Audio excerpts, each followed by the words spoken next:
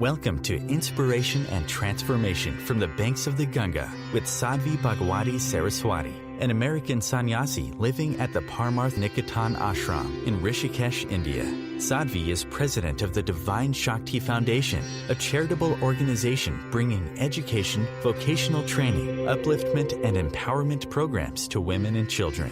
Sadhvi is also Secretary General of the Global Interfaith Wash Alliance and Director of the world-famous International Yoga Festival. Join the musings of an American sannyasi as Sadhvi shares the wisdom and teachings of her guru, His Holiness Pujya Swami Chidanand Saraswatiji. Welcome back to Inspiration and Transformation. I'm so glad to have you all back here with me. Why is Om used everywhere? What is the significance? The significance of Om is actually very, very vast and can be looked at from a lot of different levels. But for right here, for right now, we'll go into a piece of it. Om is the sound of the universe. And so when you meditate, when you do in-depth pranayama, when you go deeply within, when the sounds of the outer world become still, it's not into a place of emptiness. You know, Pujya Swamiji observes a lot of silence. He used to do it for years on end and months on end, and now, rather than doing it like that, because of so many programs and projects and so much seva that he does, he brings it into his day. And so there's silence from 10 at night to 10 in the morning, silence in the afternoons. But I mention this because one of the things that he always shares when people ask about why silence is silence is not the absence of sound. It's not a negative space of, okay, here there was sound, you remove the sound, now you have silence. Any more than peace is just the absence of conflict or war. You could stop conflict and war. Doesn't mean you're going to have peace. Peace is something much deeper. Silence is something much deeper than just the absence of outer sound. Now, absence of outer sound is a prerequisite for it, just like stopping killing each other is a prerequisite for peace. But it's not the highest that we go.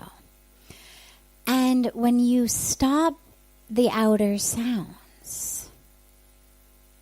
and you go into a place of stillness, if you're quiet enough, there is a sound. And the sound is the sound of a home. It's said that this is actually the sound out of which all else was born.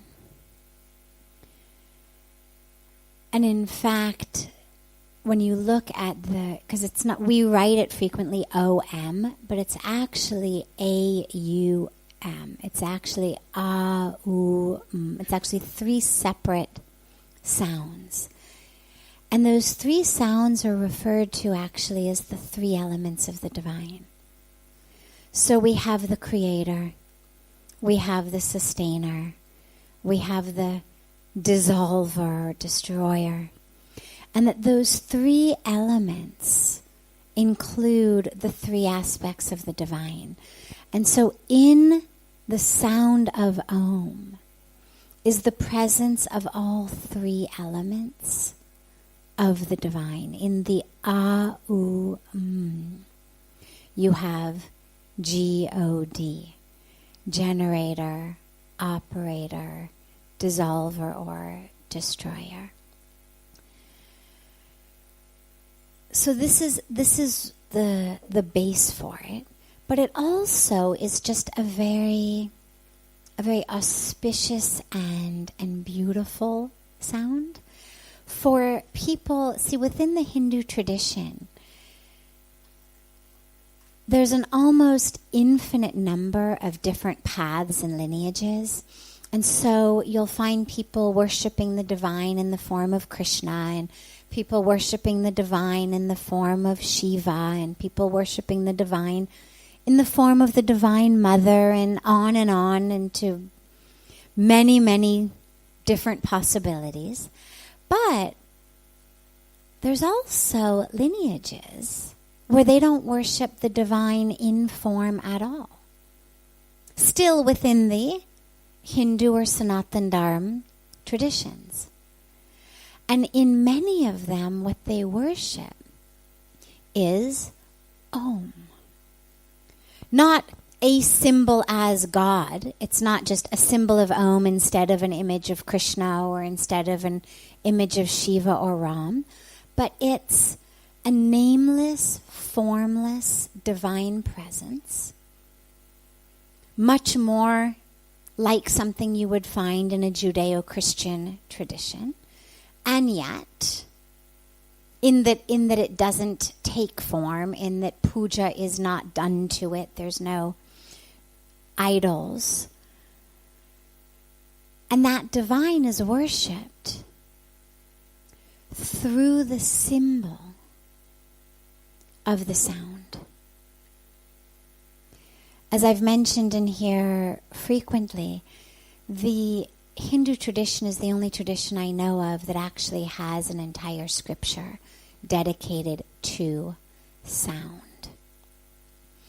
There are traditions and lineages rooted in the name of God as the divine. When we say Sat Nam, the name is the truth. And it's not one name. It's not that if that's your tradition, you fight each other to determine which name it is that's true. And yet, if we chose any of the names, inevitably there would be people who would say, oh wait, that's not the name that works best for me. So when we speak about the name, it frequently is the sound.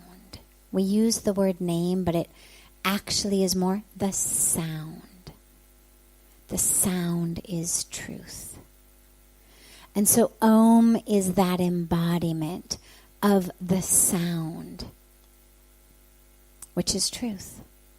And lastly, and again, this is a really, really wide topic, but just lastly for tonight, as we know, sound is energy. Sound is not just something that we hear and we dance along or sing along or bop along or we like it or we don't like it. Sound is actually energy. It's literal vibrations that don't stop vibrating just because they've hit our tympanic membrane in the ear. They vibrate all the way through it. That's what allows us to hear and to know what people are saying. I mean, literally, you are, quote unquote, hearing what I'm saying due to vibrations, first on the outer ear, and then ultimately as it moves into the inner ear, along little microscopic hairs, and how those hairs vibrate, whether it's a long frequency or a short frequency. And that gets translated into this brilliant, inconceivably genius contraption called a brain that the universe has given us, that somehow takes waves and turns them into words. But they're energy. What goes in is energy. What impacts us is energy. You know that very acutely when you sit in places where there's a lot of bass. We had a beautiful performance during our International Yoga Festival by Shivamaniji, who's the world famous percussionist. And you sit on your couch and you literally vibrate. I mean, he's playing a good 50 feet from you. The speakers are a good 20, 30 feet from you. But literally, you're not just hearing it in your ears, the body is literally vibrating. If you doubt this, sit somewhere and turn on the radio really loud where there's a, good rock song going on that's got a lot of bass. You feel it in the body. And this is important because when we say that Om is the sound of the universe, it's also therefore the energy of the universe. And so when we drop into it, we chant it loudly, softly, internally, externally. We're literally connecting with the vibration of the universe, the energy of the universe, which is why it's so powerful. This is OTR-FM, part of the IOM radio network. OMTimes magazine is one of the leading online content providers of positivity, wellness, and personal empowerment. A philanthropic organization, their net proceeds are funneled to support worldwide charity initiatives via Humanity Healing International. Through their commitment to creating community and providing conscious content, they aspire to uplift humanity on a global scale. OMTimes, co-creating a more conscious lifestyle. Do you have time to read that inspiring book or that blog post you've been meaning to get to? In your busy world, how do you improve yourself and keep your life going? I'm Lisa Kay, and my Between Heaven and Earth radio show can transform your life just by listening. Be uplifted with inspiring topics, positive stories, and ideas that really work. Between Heaven and Earth Radio is conscious living for your soul, every Wednesday at 4 p.m. Eastern Time. Like Baldwin with People for the Ethical Treatment of Animals. I grew up loving circuses and other traveling animal shows, but it never occurred to me what life might be like for the animals. Training wild animals to do things they don't understand takes force. Routine discipline with a hook or whip with the heel of a boot shows the animal exactly who's the boss. Don't patronize animal acts. Please contact People for the Ethical Treatment of Animals. 757-622-PETA. Welcome back. This is Sadhvi Bhagawati Saraswati with inspiration and transformation. Judgment is something that plagues all of us. And it's tricky because it's not inherently bad. Judgment is actually very useful. You walk up to a stove. It's useful to have the capacity to judge, is it going to be hot or is it not going to be hot? It's useful to judge. You've got to, leap over a little chasm. You're walking over rocks. There's a little space between the rocks. It's useful to be able to judge, can I make it? Is that an easy leap? Or is that a risky leap? So actually having good judgment is something that we have been evolutionarily programmed for. Presumably our ancestors who could not properly judge whether that was an easy leap or not didn't last very long to pass on their genes. Those who couldn't judge whether the look on that bear's face or tiger's face was friendly or not friendly, friend or foe, didn't last long enough to pass on their genes. So the judgment of friend or foe, safe, unsafe, doable, not doable, burning hot, not burning hot, is actually good. The place that judgment becomes so difficult is where our judgment gets limited to one aspect of who we are, but we extrapolate into all of who we are. So, I'm carrying a cup of coffee up the stairs or down the stairs. I misjudge that 2 steps at once was doable. Turned out it wasn't doable. I trip and spill the coffee. Okay. Not an evolutionary disaster. We're still going to live long enough to pass on our genes. But what happens is the mind goes, you idiot. You're such a klutz. You're so stupid. I mean, really, like you can't even walk up the stairs? And this goes, you can't do anything. Maybe it was a good intention. Maybe you were taking the cup of coffee to someone else. And then the drama goes even deeper. See, even you try to do something good, you can't. Even this do one random act of kindness every day thing isn't going to work for you because, look, you were doing it. Bringing a hot cup of coffee to a colleague who was, up to her shoulders or neck in work. And what do you end up with? Burned with stained clothing. You can't do anything. See, what's happened is the judgment of you as an entirety has now become relegated to your capacity to hold a hot cup of coffee and traverse 2 steps at once without looking. It's a tough task. Some people could probably do it, some people couldn't. It has nothing to do with your worthiness as a human being.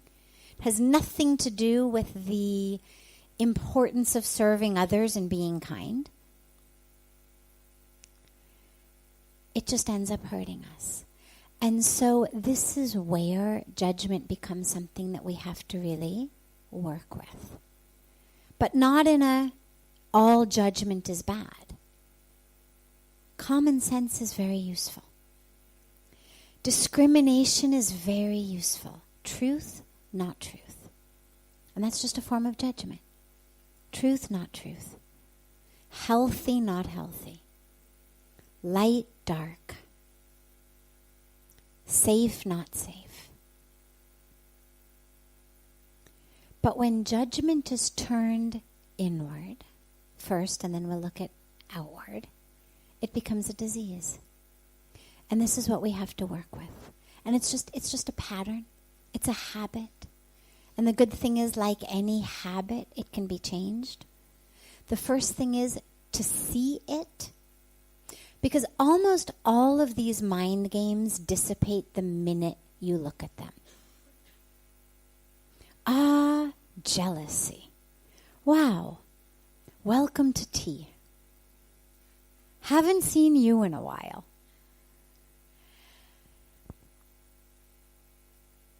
What it does is, we've called it by name, which means it's not me. So we'll go back to our hot coffee example.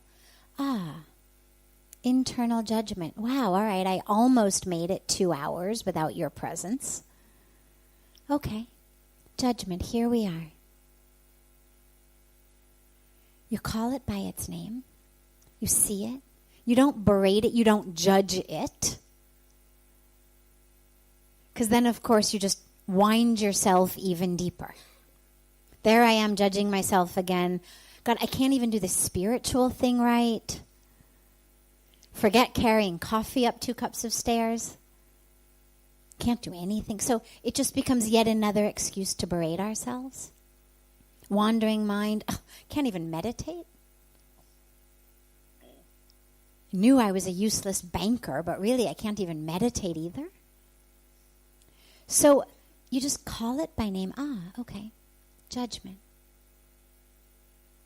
Then if you're someone, as I am, who happens to find psychology fascinating,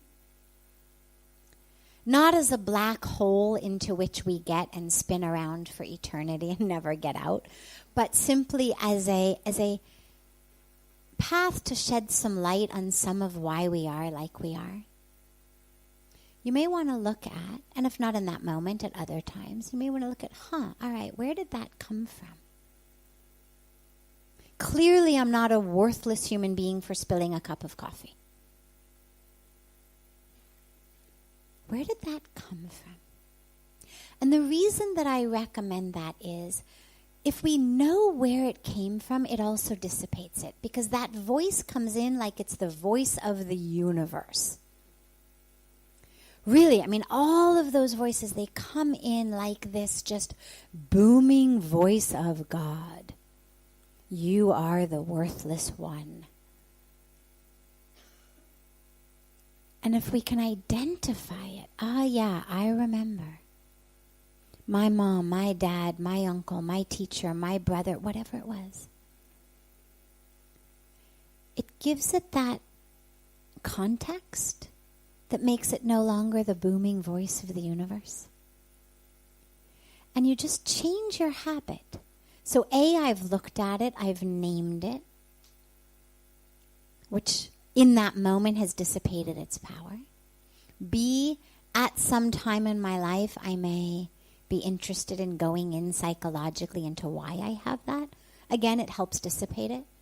Because then when the voice comes, you can just say,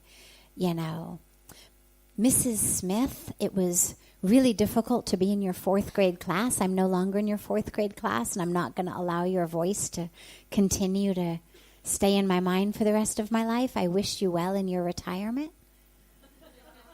You can do that, and you'll notice that there's always a little bit of an edge of humor with it. I mean, for me at least. Because I have personally found it works very well. We take ourselves really seriously. We take our problems really seriously. And the more seriously we take them, the heavier they become. And I have found that simply naming it, having a little lightness with it, it doesn't mean that you're undermining it. It doesn't mean that the impact on you didn't matter. It's not deprecating. It's just adding a little bit of lightness to it. Because the minute that there's space for a little giggle, that you've created, you've got your foot in the door. And your foot in the door is the first step to getting out of that situation. And then the last piece is you just create different patterns. So when judgment comes, you didn't start judging yourself and others overnight. It was a habit.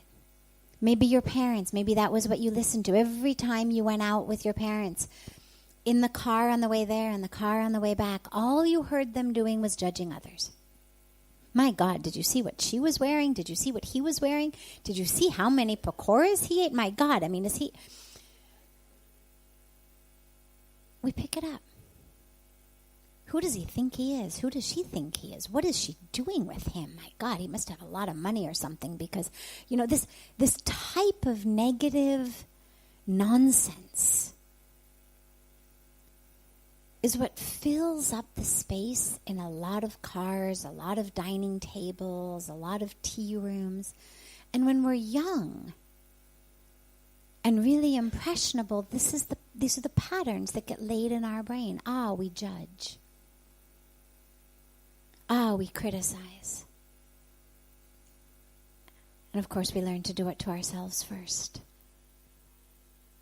And then we do it to others. So lay a new habit. The minute that voice of judgment comes, you look at it, judgment. Choose something different. You've got options. If you're diabetic, let's say, and you're just diagnosed with diabetes, Every time in your life that you've gone to the grocery store, you've thrown a pint of ice cream or 4 into your cart. It's part of your standard grocery list. Haagen-Dazs. Well, now you've been diagnosed with diabetes. Habitually, you're going to push that cart right to the ice cream aisle. Habitually, you're going to open the thing. At some point, a voice in your head is going to say, no. Not if I want to be healthy. And you close the door and you don't put it in the cart and you maneuver the cart to a different aisle. It just takes a while to lay a new pattern. 2 years after not putting ice cream in your cart, it's no longer going to go on autopilot over there. You're going to find yourself heading straight to produce. But it takes a while. You've got to lay, this is, in Indian culture we talk about sanskaras. In science we talk about neural networks, patterns. But it's all the same stuff. It's just habits. So every time a judgment comes, judgment. Not anymore. Just as I don't want diabetes to ruin my physical health, I don't want judgment to ruin my spiritual health. But I've got to take just as much control over what I allow inside my mind as I do what I allow inside my body. We somehow intuitively understand that physically, but not so much spiritually and emotionally. And last piece of this actually is also really important, which is check who you hang out with. Because even if you're learning not to judge, these patterns, a lot of them are really subconscious. Hang out with people who are judging each other, who are judging themselves. Feel free to say, you know what, I'm on a judgment diet, guys. I'd love to be with you. Would love to hang out. Would anybody mind if we changed the subject? Isn't it a beautiful day? And see. Real friends would not drop you because you got diabetes and stopped eating Haagen-Dazs. They'd say, well, that's all right. When you're around, we'll eat carrots. And if they insist on making you eat Haagen-Dazs, well, they're not real friends. And in the same way, if they're not able to change their pattern of speech, or they're not willing to, this is when you start looking for a new Sangha, a new group that's more supportive of the new patterns that you're laying. This is OTR-FM, part of the IOM radio network. OMTimes magazine is one of the leading online content providers of positivity, wellness, and personal empowerment. A philanthropic organization, their net proceeds are funneled to support worldwide charity initiatives via Humanity Healing International. Through their commitment to creating community and providing conscious content, they aspire to uplift humanity on a global scale. OMTimes, co-creating a more conscious lifestyle. Do you have time to read that inspiring book or that blog post you've been meaning to get to? In your busy world, how do you improve yourself and keep your life going? I'm Lisa Kay, and my Between Heaven and Earth radio show can transform your life just by listening. Be uplifted with inspiring topics, positive stories, and ideas that really work. Between Heaven and Earth Radio is conscious living for your soul, every Wednesday at 4 p.m. Eastern Time. Like Baldwin with People for the Ethical Treatment of Animals. I grew up loving circuses and other traveling animal shows, but it never occurred to me what life might be like for the animals. Training wild animals to do things they don't understand takes force. Routine discipline with a hook or whip with the heel of a boot shows the animal exactly who's the boss. Don't patronize animal acts. Please contact People for the Ethical Treatment of Animals. 757-622-PETA. Welcome back. This is Sadhvi Bhagawati Saraswati with inspiration and transformation. So she's asking about love and compassion with all of the poor people and the beggars. And what do you do? What do you do? Well, you do as much as you can. There's two levels of existence here. I mean, there's a lot of levels, but there's two we're dealing with. We're dealing with the very physical and the deeply spiritual. So on the deeply spiritual side, you can say, okay, there's a karmic package here. Clearly the law of karma is playing itself out, simply because we have faith in the law of karma and faith in the universe, and so that which is happening is there because it's meant to happen. And you are bothered by it because you are meant to be bothered by it. It's not just their karma. The impact it has on you, your tears, your frustration, your anger, your compassion, your wanting to help, is also part of the karmic package. So there's, you hear a lot of people really simplistically say, oh, don't get upset, it's their karma to be poor. Well, it may be, but it's your karma that has led you to feel upset by it. And that upsetness is our catalyst to action. And so it's your karma to have that experience that leads you then to do something for them. So you can't only call half of a situation karma. If we're looking at it and we're using karma to explain it, that's fine. That is absolutely one very valid way of looking at things. But it only works if you look at the whole picture like that. You can't say it's their karma to be poor, but forget about your karma to help people who are poor. So that's one way of looking at it. On the physical level is, yes, they're poor. And yes, you feel sad. Yes, you feel frustrated. Yes, something arises in you. Well, if it arises in you, it's there for a reason. And I have a very, very deep faith in God and in the divine plan that whatever arises in us is there for a purpose. That none of our emotions or even desires or feelings, that nothing is bad. I'm never in favor of suppressing any of it. Doesn't mean we act on everything. But everything that arises for a reason, a purpose. And maybe it's just for us to look and to say, well, that's interesting. Wow, I guess I've got some more work to do with greed than I thought. Not that you then go out and steal somebody's things, but you're able to look at it and say, yeah, okay, there's greed. There's jealousy. There's competitiveness, whatever it is that's arising. And if what's arising is pain for another, compassion, it's arising for a reason, not to just be suppressed. So you do what you can. But again, you have to do things wisely. And this is where it becomes difficult. Because unless you happen to be the richest woman in the world or one of them, unless you happen to have access to a basically unlimited fund of money, to simply fund into the system of out of your pocket into their hand is not a system that's sustainable. If every single person who follows in your footsteps also gives money, it could be sustainable.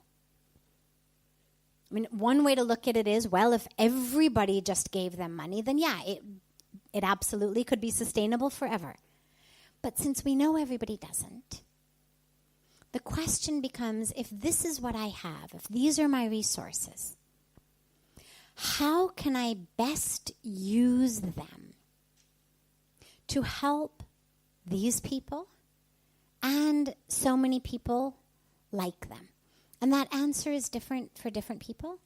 It may be giving them food. It may be donating to a charity that feeds them or houses them or educates them. It may be starting a charity to take care of them and raising money from your friends and coming and doing something. I mean, it could be anything. But the question is always, how can I get the most impact for the resources that I have? Balancing that, of course, with the very human experience of those who have literally landed in your lap. And so, one way to think about it might be, well, all right, I've got, this much resources. Half of it I'm going to give directly to these people in front of me because I cannot walk by them and give them nothing.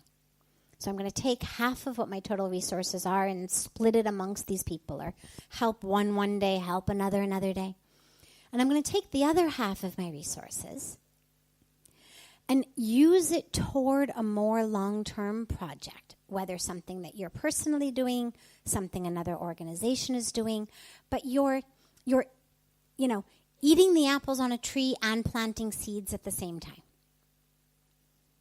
Something is for the moment and something is for the long term.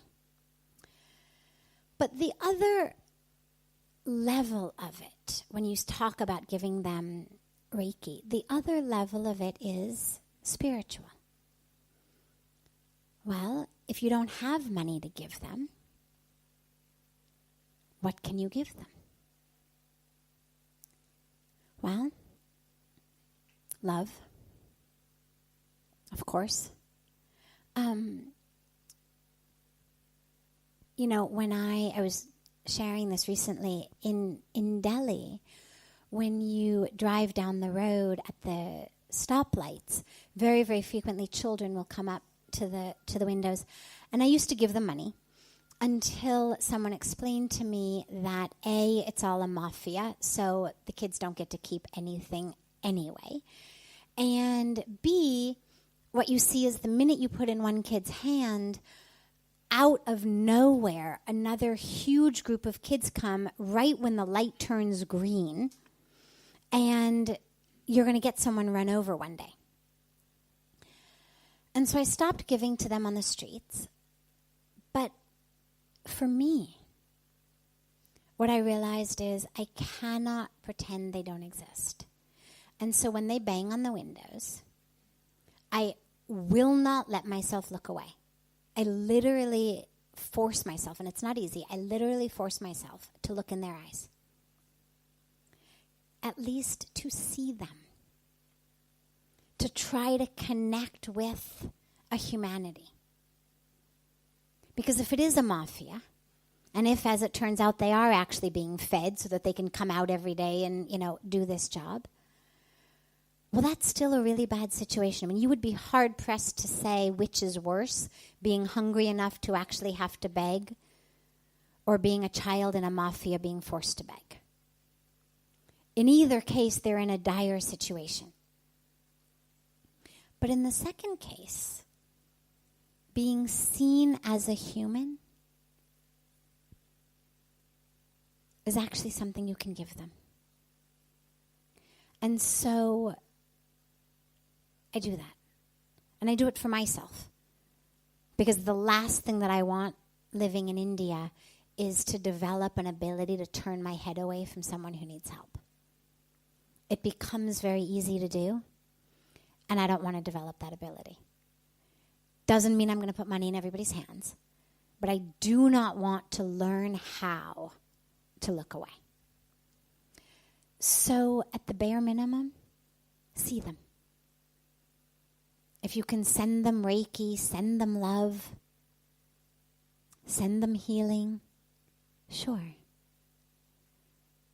But in general, really what they need, at least the ones you see here, not the one, is they need food in their stomach. The majority of the internal healing that they need stems from having to beg on the streets. And so give food where you can give food. And when you go back, don't forget them. Because there's all sorts of programs that can be done. It just requires all of us to give whatever we can give in terms of our time. You know, as Pujya Swamiji says, our time, our talent, our technology, our tenacity, whatever you've got. Can you give it? This is OTR-FM, part of the IOM radio network. OMTimes Magazine is one of the leading online content providers of positivity, wellness, and personal empowerment. A philanthropic organization, their net proceeds are funneled to support worldwide charity initiatives via Humanity Healing International. Through their commitment to creating community and providing conscious content, they aspire to uplift humanity on a global scale. OMTimes, co-creating a more conscious lifestyle. Do you have time to read that inspiring book or that blog post you've been meaning to get to? In your busy world, how do you improve yourself and keep your life going? I'm Lisa Kay, and my Between Heaven and Earth radio show can transform your life just by listening. Be uplifted with inspiring topics, positive stories, and ideas that really work. Between Heaven and Earth radio is conscious living for your soul, every Wednesday at 4 p.m. Eastern Time. Like Baldwin with People for the Ethical Treatment of Animals. I grew up loving circuses and other traveling animal shows, but it never occurred to me what life might be like for the animals. Training wild animals to do things they don't understand takes force. Routine discipline with a hook or whip with the heel of a boot shows the animal exactly who's the boss. Don't patronize animal acts. Please contact People for the Ethical Treatment of Animals. 757-622-PETA. Welcome back. This is Sadhvi Bhagawati Saraswati with inspiration and transformation. There is a big debate in the U.S. right now about legalizing marijuana. Some people don't use it to become completely intoxicated, but use it just ever so slightly to calm their minds down, reduce anxiety, etc., so that they can then meditate or even just to sleep. Can marijuana be used like this, as a natural plant given to us to help? Or is any use of it a crutch to us spiritually? Well, this goes back to what we were speaking about last night in terms of using other drugs for spiritual experiences. And as I said last night, you've really only got two choices. Either you agree that you're going to spend the rest of your life using drugs, or you learn how to have the experience, whether it's a deep spiritual experience, or whether it's the calmness and peace that you need to meditate or to sleep. Either way, either you say, all right, I'm just going to use the drugs forever, because they give me the spiritual experience or they calm me down. Or you say, well, at some point, I'm going to have to learn to do it without the drugs. And since I'm going to have to learn to do it without the drugs at some point, why not now? I don't know anyone who says, I'm more able to meditate now, even without marijuana, because I used to use marijuana to help me meditate. Or anyone who says, my sleep comes much more easily and better to me now, even without marijuana, because I used to use marijuana to sleep. It doesn't have an effect like that. It impacts you while you take it, like any chemical, like any drug. And so, again, either you say, all right, I like this, I'm going to use this forever. Or you say, well, I'm going to use it temporarily, at which point I'm then going to learn how to do it without the drug. And the question becomes, well, then why bother? Why not access your natural ability to be peaceful, to be calm, to have a spiritual experience, to fall asleep. Any use of it like that for spiritual practices, anything non-really physical, it is a crutch. Now, that doesn't mean it's bad. I'm not sitting up here as the moral police. A lot of people have a lot of different ways of getting into their spiritual path and practice, and I don't take the position of a moral police or a spiritual police. If it's working for you and you feel like it's going to be working for you like that forever, God bless you, sure. But if you've got to keep doing something that's not you. See, as I was saying last night, the spiritual path is going back to you. You read stories and you hear on the news about athletes, Olympic athletes taking steroids or taking other chemicals to make them run faster or develop more muscle or stuff. And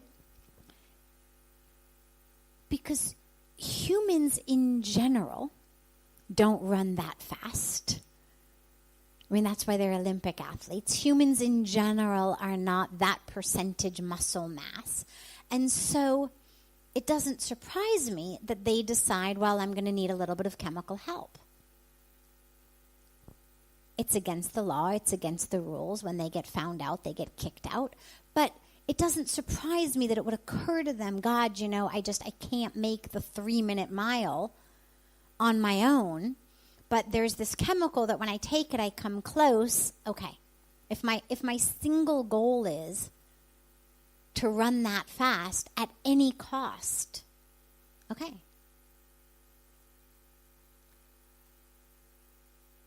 But when your goal is spiritual, and the goal is connect with the self, connect with the higher self, connect with the deeper self, the fuller self, why you would want to alter that self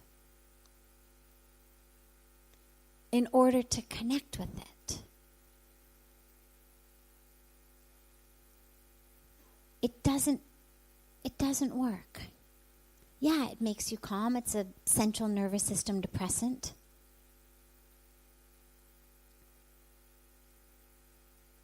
But so is deep breathing. So is being in love. So is being in nature. And those things take you much more into a lasting spiritual place, a lasting peace, than the chemicals. Anything with a half-life is going to require more and more and more and more and more. So again, either you just sign an internal agreement that you're going to do this forever, or you might as well figure out how to do it without the chemicals now. That being said, an important footnote to that is there's a lot of research coming out these days about the use of marijuana medically. Not spiritually, but medically. And the comparisons between, and interestingly, I don't know all of the biology of it, but there's a part of it that works medically, which is different than the part that actually makes you high. And so they're able to extract medical oil that doesn't give the same being high impact. That oil, from everything I've heard, is very, very, very powerful and very effective for a whole wide range of physical conditions, medical conditions, possibly even psychological conditions. And I don't have any problem whatsoever with people taking natural herbs for physical or medical conditions. Again, as we were talking last night, if you were diabetic and you had to take insulin, well, if you could take an extract from a plant that were more natural, why not?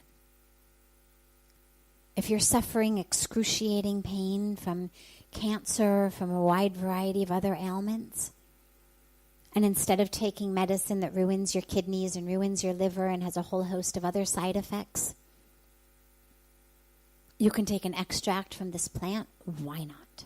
So I don't have any issues at all. I'm actually quite happy that it's been legalized for all of that. I don't have any problem with that at all. I'm just not in favor of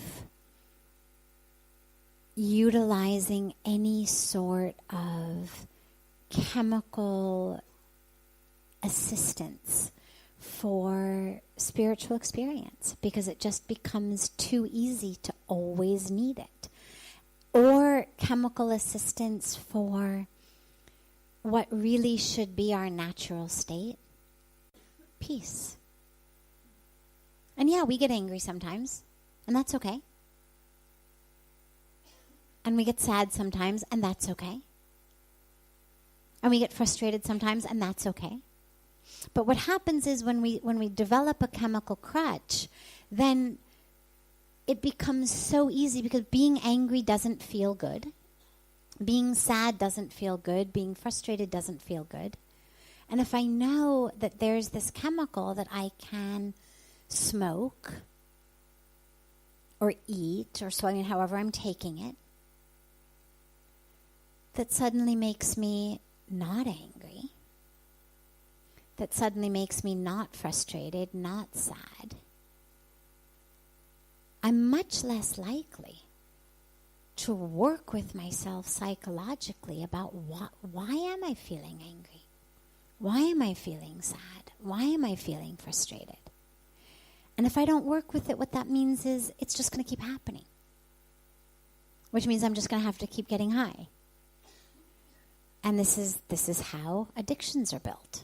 And whether it's a physiological addiction to needing the chemical, or it's just a psychological, emotional addiction to needing something to help me deal with my emotions, either way, we get addicted to it. And the point of life is to be free. Our spiritual goal is freedom. And anything that's going to make you stuck and bound and needing something else, whether it's a chemical, whether it's another person to act in a certain way, whether it's a certain amount of money, whatever it may be that you think you need in order to be able to manage your own emotions, it's just going to get you stuck. Even if it's the stuff that's just so common. You better act like that or I'm going to get really mad. Well, what does that mean? You better do what I say or I'm going to get really mad. Well, what I'm saying is I have no control over my emotions. My anger creates such a sense of distress in me that I need you to act in a certain way so that I don't have anger.